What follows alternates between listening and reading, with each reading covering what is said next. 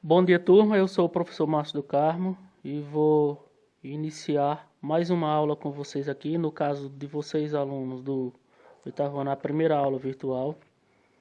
Só lembrando aqui, nós estudamos também, antes do sistema cardiovascular, nós estudamos sistema digestório, abordamos sobre nutrientes, o caminho da digestão.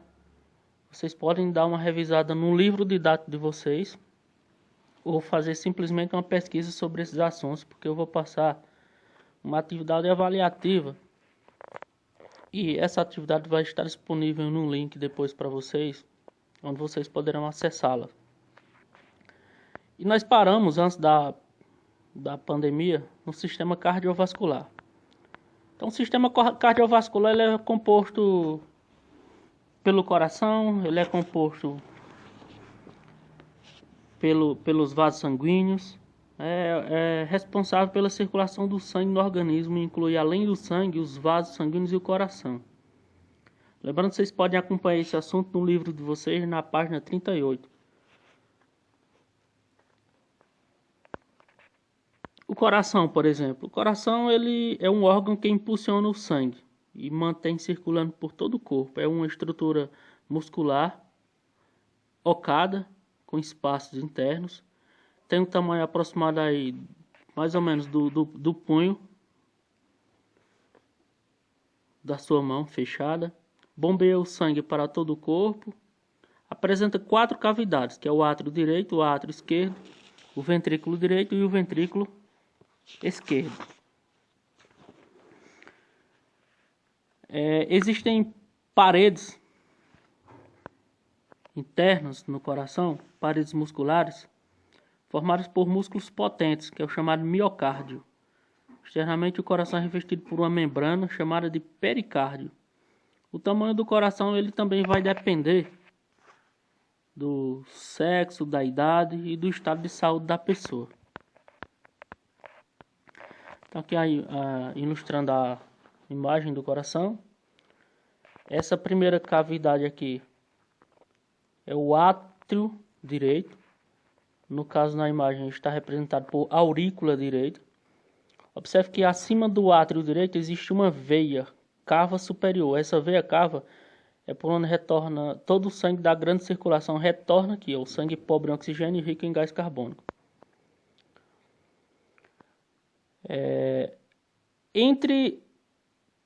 Abaixo da aurícula direita está o átrio, o ventrículo direito. Só que entre esses dois existem uma válvula, chamada válvula tricúspide. Essa válvula, ela controla aí o fluxo sanguíneo. Por exemplo, ela se fecha, essa válvula, quando o ventrículo direito bombeia sangue lá para os pulmões na pequena circulação, essa válvula ela se fecha para que o sangue não retorne para o átrio direito. E aí nós observem aí a veia cava inferior.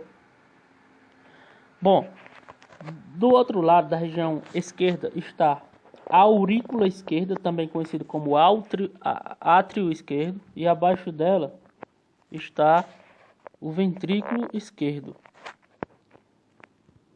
O sangue que retorna lá dos pulmões, já rico em oxigênio da pequena circulação, ele vem parar aqui no átrio esquerdo. Em seguida, ele é bombeado, ele desce para o ventrículo esquerdo e a partir daí é bombeado para todas as partes do nosso corpo, passando primeiramente por essa estrutura aqui bem grande que é a aorta, a maior artéria do nosso corpo. Existem 2 movimentos dos batimentos cardíacos. O primeiro é chamado de sístole e o outro é chamado de diástole. São as contrações e relaxamentos musculares que impulsionam o sangue do coração para todo o nosso corpo. Então, o coração ele bate continuamente por contrações da sua musculatura, chamadas de sístoles, esses batimentos. E em seguida, ele sofre relaxamento, chamado de diástoles. Esse é o conjunto dos movimentos que se alternam e recebe o nome de ciclo cardíaco. O coração de um adulto ele se contrai, ele tem uma média de mais ou menos 72 vezes batimento por minuto, em estado relaxado.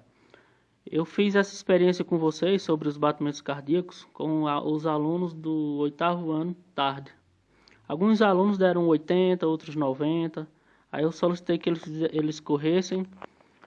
E quando eles retornaram, alguns quando retornaram, os batimentos cardíacos deram aí em torno de 120, 130 vezes por minuto, né? Porque o corpo estava agitado. Então eu fiz isso com um aparelho chamado estetoscópio que tem lá na escola José Jucá. Então a sístole é a contração dos músculos do coração. Os músculos se contraem para enviar sangue tanto para a pequena circulação como para a grande circulação. Observe nessa seta azul aí que o sangue, quando ele se contrai, o coração, quando ele se contrai, os músculos contraídos, eles vão bombear sangue para a pequena circulação, ou seja, lá para os pulmões. E observe na seta vermelha que quando os músculos dos miocárdio do coração se contraem, eles vão bombear sangue para todo o corpo através do ventrículo, né, passando o sangue primeiramente aí pela artéria aorta. Quando esse músculo relaxa, ele volta à sua posição normal, o movimento é chamado de diástole. É aquela segunda fase do batimento cardíaco. Então ele relaxa e automaticamente está entrando sangue nos ventrículos, aliás, nos átrios. O átrio direito vai receber sangue aí da grande circulação e o átrio esquerdo vai receber sangue da pequena circulação, ou seja, o sangue automaticamente aí, a seta azul mostra o sangue pobre em oxigênio vindo da grande circulação e a seta vermelha mostra o sangue rico em oxigênio que vem da pequena circulação, ou seja, está retornando lá dos pulmões. O sistema cardiovascular também, está só chegando mensagem aqui, complicado. O sistema cardiovascular é formado pelos vasos sanguíneos, né? Que são tubos pelo qual circula o sangue. Existem 3 tipos principais, as artérias, as veias e os capilares. As artérias são os vasos que partem do coração para toda a região do nosso corpo. Geralmente, são vasos que circulam sangue rico em oxigênio. Já as veias são os vasos que voltam ao coração. Geralmente circula sangue venoso, sangue pobre em oxigênio. Eu digo geralmente porque há uma exceção. Na pequena circulação, que é a circulação entre o coração e o pulmão, é o contrário. As artérias que saem do coração para o pulmão estarão levando sangue venoso, sangue rico em gás carbônico. Já as veias que estão trazendo sangue dos pulmões ao coração estão trazendo sangue rico em oxigênio, chamado sangue arterial. E os capilares sanguíneos, turma, são vasos finíssimos. É uma versão menor, reduzida, das artérias e veias. Os capilares das artérias são chamados de arteríolas. Os capilares das veias são chamados de vênulas. Estou mostrando aqui a estrutura de uma artéria e de uma veia. São formados por tecido conjuntivo na porção externa e tecido muscular para dar pressão, para controlar a pressão sanguínea. Já os capilares sanguíneos, eles não sofrem contração muscular porque eles não têm músculos. A função das artérias é transportar o sangue que vem do coração para o resto do corpo, bombear o sangue, né, por onde o sangue sai. Aqui o formato das artérias, a constituição. Só lembrando, as artérias são estruturas musculares, porque tem a função aí de controlar a pressão sanguínea também. As veias também são, perdão aí pela tosse, não é coronavírus. Tem a função aí de transportar o sangue dos diversos tecidos, retornando aí ao coração. Os capilares sanguíneos são os vasos muito finos, são vasos permeáveis, são vasos que estão aí em contato direto com as células, porque vão levar os nutrientes para as células, vão levar o gás oxigênio através dos glóbulos vermelhos. Então são vasos de diâmetro muito menor que os das veias e artérias. Tem uma parede constituída apenas por uma camada de células. Com isso, muitos materiais que estão no sangue podem atravessar facilmente sua parede, chegando a um líquido que envolve os tecidos, passando então para as células. Isso também permite que materiais das células passem para o sangue. Os capilares sanguíneos eles levam o sangue com nutrientes para as células do tecido e recebem os resíduos eliminados por ela, formando uma rede de comunicação entre as artérias e as veias. Tem um local de encontro entre os capilares. Existem os capilares chamados de vênulas e existem os capilares chamados de arteríolas. Há um local no final do seu percurso onde eles se encontram. Então, mostrando aqui uma porção, uma imagem aqui dos capilares, por onde circula as células vermelhas, que são as hemácias, o plasma sanguíneo, que é essa estrutura amarelada, as plaquetas, os glóbulos brancos. E o sangue? O sangue, ele transporta um fluido viscoso, de cor avermelhada, que circula por todo o organismo. Transporta diferentes tipos de materiais, como os nutrientes, gases respiratórios e hormônios. A parte do sangue que é líquida recebe o nome de plasma. Nele estão as células sanguíneas e fragmentos de células chamados de plaquetas. É uma estrutura aí amarelada. O plasma, né? O plasma ele é um líquido de cor amarelada que representa 50 a 55% do volume total do sangue. É constituído por água, na qual estão dissolvidos nutrientes como gás oxigênio, gás carbônico e os resíduos produzidos aí pelas células. Os glóbulos vermelhos. Os glóbulos vermelhos também são chamados de hemácias, são células sanguíneas em maior quantidade. Estão em torno de 40 a 50% do volume total do sangue. Só lembrando que uma pessoa adulta, pessoal, ela tem em média 5 a 6 litros de sangue. Então, os glóbulos vermelhos vão corresponder a 45 a 50% desse sangue. Ela tem uma forma de um disco, né? Não apresenta núcleo e contém a hemoglobina, que é um composto responsável pelo tom avermelhado do sangue. Os glóbulos brancos também são chamados de leucócitos, são células que dessa vez têm núcleo, são maiores do que os glóbulos vermelhos.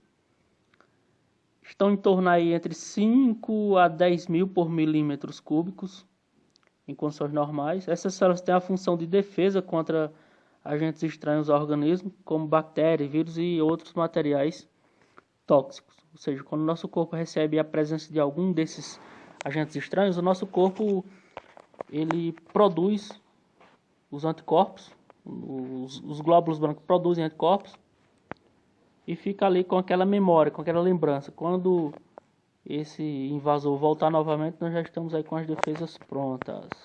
As plaquetas sanguíneas, também conhecidas como trombócitos, elas são fragmentos de células da medula óssea muito menores do que os glóbulos brancos. E em condições normais de saúde é aproximadamente 300 mil plaquetas por milímetros cúbicos.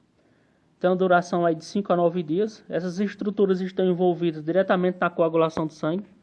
Isso evita com que a pessoa sofra hemorragias, evitando a perda de sangue pelo organismo.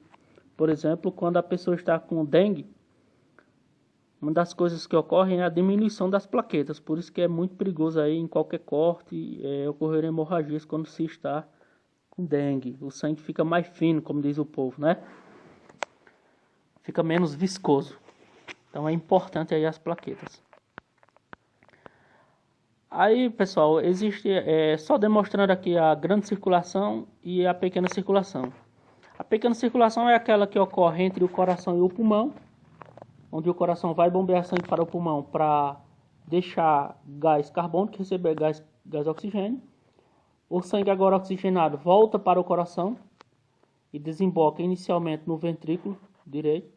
Do ventrículo direito, esse sangue, aliás, desemboca inicialmente no átrio direito, no átrio esquerdo. Do átrio esquerdo esse sangue passa para o ventrículo esquerdo e em seguida vai ser bombeado para todas as partes do nosso corpo. Começa então aí a grande circulação, conhecida como circulação sistêmica.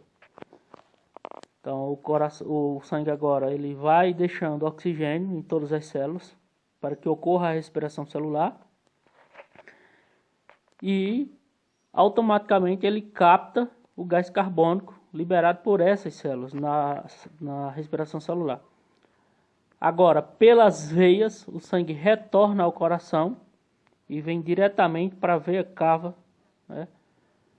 E da veia cava para o ventrículo, para o átrio direito. Do átrio direito, ele é bombeado para os pulmões, por onde começa novamente a pequena circulação. Pessoal, por hoje é só. Vocês vão aí dar uma olhada no livro também. Podem rever esse vídeo. Eu estarei deixando o link da atividade de vocês, que será através do formulário de documentos. É uma atividade que vocês não vão precisar copiar nada, vão só marcar as respostas e eu estarei acompanhando o desenvolvimento de cada um de vocês aqui. Valeu, até a próxima. Abraço.